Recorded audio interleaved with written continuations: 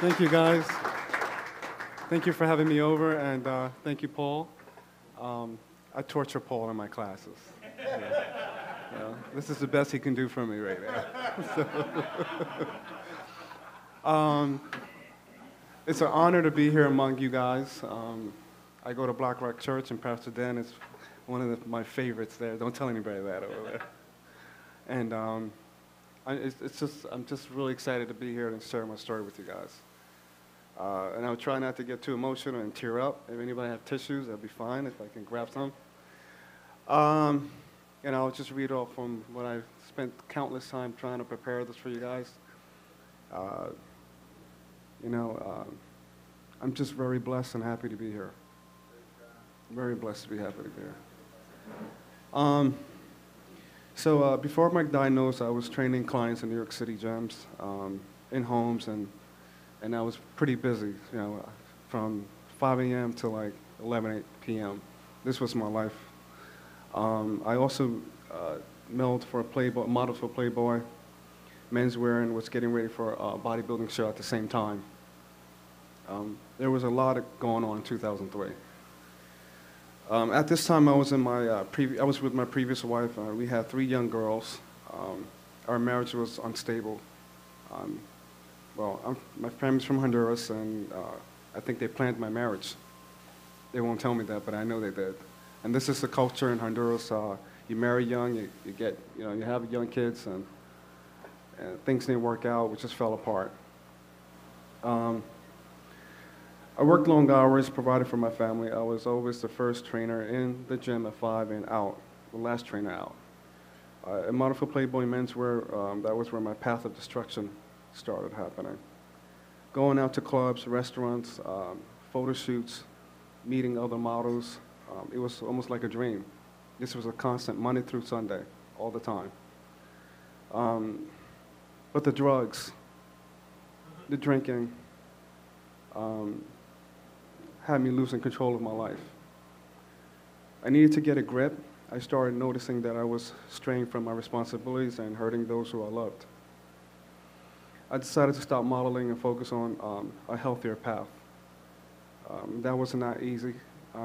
I was on a contract with with the Playboy menswear, and it took 2.5 years to fight that, and finally I won the case, so I'm here. To become an amateur bodybuilder, I felt great about my physique. I was 195 pounds. I weighed body fat was 6%. I had trained hard. I ate well, and growing my client base was it's where I was very happy with. I had a tremendous, great client base. Then the unthinkable happened. In 2005, I started experiencing shortness of breath, fatiguing. I went to see a doctor and was diagnosed with congestive heart failure. I was in disbelief, completely disbelief, because I was in the best phenomenal shape, and I didn't understand where this came from. No one in my family ever had any issues with a heart transplant, heart issues, or had a heart transplant or congestive heart failure.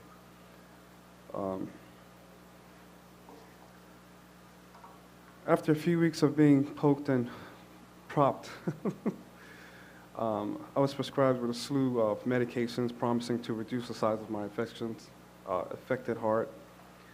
My wife had written this a little bit. She surprised me this morning with this. And increased the blood flow to my brain. Well, this is what they were doing. They provided blood thinners in order to help with the blood flow. I was asked to resign from my job due to liability issues. I was not allowed to train any of my clients anymore. I was fired because they felt that I could come back and sue them. I was asked to resign from my job. I lost health benefits, came to along the job, no jobs. I lost everything and spiraled into a deep depression. My marriage at the time fell apart. It wasn't her fault, it was mine. That's because of the drugs and the alcohol, and I decided to start drinking and not having to take care of my family. A year went by when my cardiologist suggested a defibrillator to be implanted to revive my heart in the rare chance of a heart attack. that was pretty bad. Normally, an average heart rate, pumping, ejection fraction, their science term, is within 55%, and mine was at 10%. So I couldn't even feel my heart pulse. A chance of turned into attacks and stroke later. I had multiple heart attacks, strokes with my daughter, being surrounded, who was 8 at the time. When I woke up, assumingly after a great big jolt, she was holding my hand and shaking with tears in her eyes. Another time I was in the bathroom brushing my teeth, and I went down under and hit my head in the bathroom sink.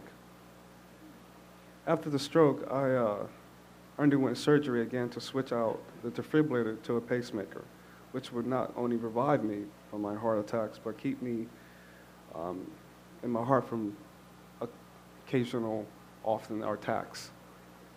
The pacemaker made life better, and it sure did. Technology is amazing. Though at the time I didn't realize it was a point though no doctors prescribed and pacemakers were going to make me feel better. So they were just like telling me that we don't know if you're going to make it or not. You had a 10% for survival. In the public of words alone, I wasn't training anymore. I took odd jobs here and there in order to provide for my family. Drinking was a comfort, completely. I went out every night. I met with my wife of 6 years. She was a bartender in downtown New York. At the time, she wasn't my wife. A few years went by like this. Tiffany would take me on for walks. I thought she was trying to kill me because she knew I wasn't feeling really well, but she kept dragging me out for these long walks. At the time, we lived in New York City, so we would walk from 63rd Street all the way over to Columbus Circle and come right back. Yeah. A few years went by like this. Tiffany would take me on for long walks every day through the city and talk my ear off. That was true. Her day in college. That's when she was in college. The walks kept me going until one day they didn't. The heavy medications and the heavy drinking started to affect my liver and kidney functions. I got jaundice, and I stopped drinking. So when that happened, I realized this is it. I'm hitting bottom, and I should stop. My faith in God was, I didn't believe in the Lord. I felt that I was being punished, that I hated what he did to me. I hated what he was doing, and I stopped having faith. And my mother was always asking me, you need to go seek God. And I used to laugh at her and just walk away. That didn't even matter. My heart was tired. My cardiologist suggested putting me on the UNOS list, heart transplantation. If anybody ever know that, it's you get on the list and you wait for a new heart to arrive. It made it sound like a great solution. I could live my life again, but to me, it sounded like a death sentence. He was finally saying the words, the heart was dead, my heart needed to be replaced. This is what my cardiologist was saying. That same week, I woke up that morning to my heart racing and told Tiffany to call 911. This is when we were living in Fairfield, and that's the video you saw. That's my own apartment. My heart kept racing, but for some reason, this time it was still awake. I was still awake. It was a ventricular attack. Then my pacemaker went off, and it was like a 300-pound man hitting me in the chest. And this kept happening and happening and happening. I thought to myself, I'm going to die right here. When the EMTs arrived, they looked at me lying in the bed and thought they tried to take me up. They tried to take my blood pressure. The pacemaker went off again. I screamed. They decided to screw the blood pressure and get me quickly into the ER. The pacemaker went off countless times in the emergency room as well. Eventually, the pain was too much to bear, and I went off into my own thoughts of times with Tiffany.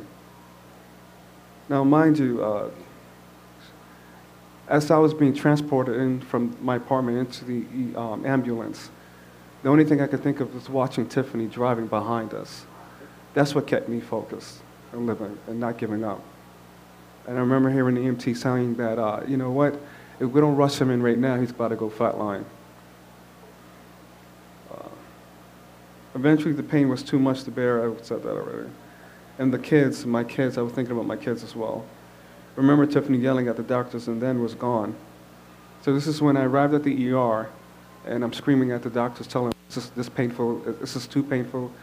Please give me something just to calm the pain, and I need to sleep. I just wanted the pain to stop. I yelled out to the doctors and asked them, can you bring in Tiffany? Because they had no clue what was going on, what they were doing. So she went ahead and explained to them what to do, and she was pretty much, she took over. That's my wife. The battery died, and Tiffany yelled out, it shouldn't have not gone off. It's not going off, they yelled back. The doctors scrambled to grab the defibrillator cart, cut off my shirt, and shocked my chest one last time. This is my wife, and this is what she's saying, and I'm out. I went flatline at that time. That was when Tiffany was flatline. That's when I flatlined. She never forgot what it sounded like. Tiffany was pregnant with our first son at the time. A nurse had asked her to sit down before she passed out. The doctor shocked me one more time, and everyone waited in silence until finally the heart.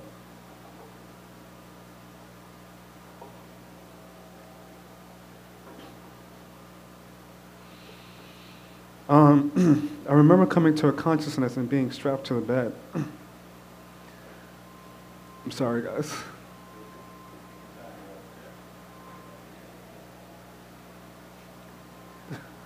Thank you. It was 4 weeks later, and I had apparently attacked the nurses. Apparently, I was in an induced coma, and not knowing what was going on, I get out of this. I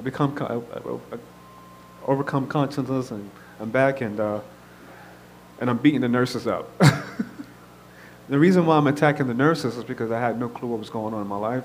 I didn't know where I was, and so it was strange to me. And when you come out of this thing, you have no clue what was going on, and you just want out. Trying to rip multiple tubes out of my body, arms and neck. The one in my neck was for the miraculous, which is where they were able to take blood in and out. The arms, my neck, the one neck, my heart beating. There were tubes stuck on my stomach that had transfused my blood through a LVAD because it was getting not enough oxygen. And the one in the thigh, in the lead, which was one going into my groin, which had a balloon pumping from my heart because my heart no longer could pump for me anymore. So my heart failed pretty much.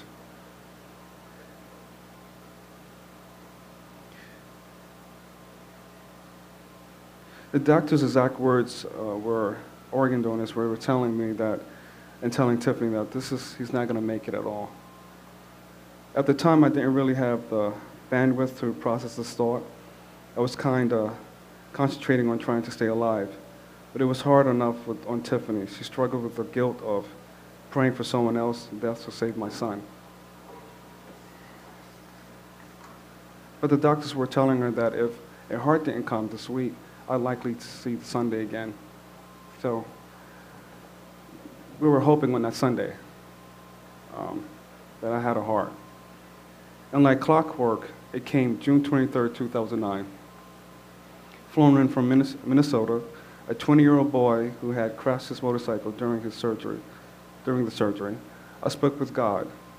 And when I woke up, I knew I had to do something amazing with the second chance that I had.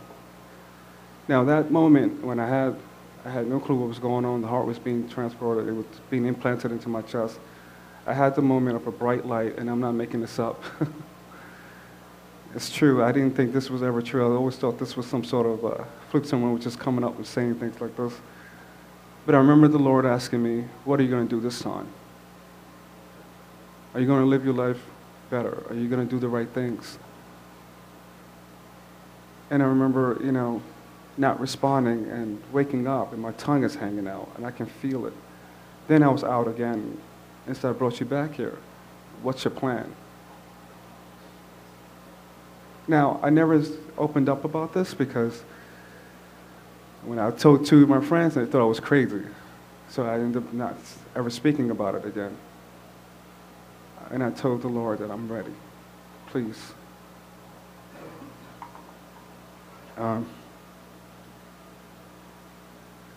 Allowed to hold, holding my chest bone together held. This is what after the heart being implanted, I wasn't allowed to change.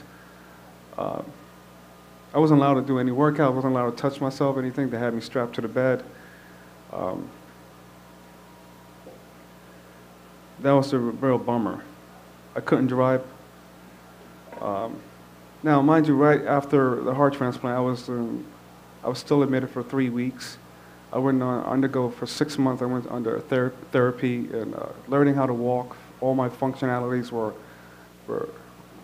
I couldn't walk. I couldn't eat. I couldn't move my arms. I went from being 80 pounds of muscle to nearly 20 pounds of nothing, pretty much. So I was skinny as a rail. And that was hard. I needed my wife to help me with showering and bathing and, brushing my teeth, cooking for me. I wasn't allowed to drive. I wasn't allowed to lift weights for 6 months. I took 30 pills a day, every day. My chances of surviving the first year were 75%. My chances of surviving 5 years were 60%. This year marks 10 years with a new heart. June 23rd, 2009, coming up.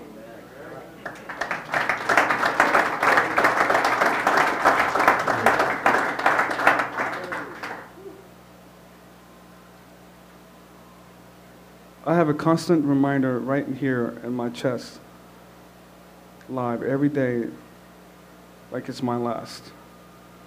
Impact as many lives as I can and not let day go by without making a difference every day. I'm overcoming my own limitations.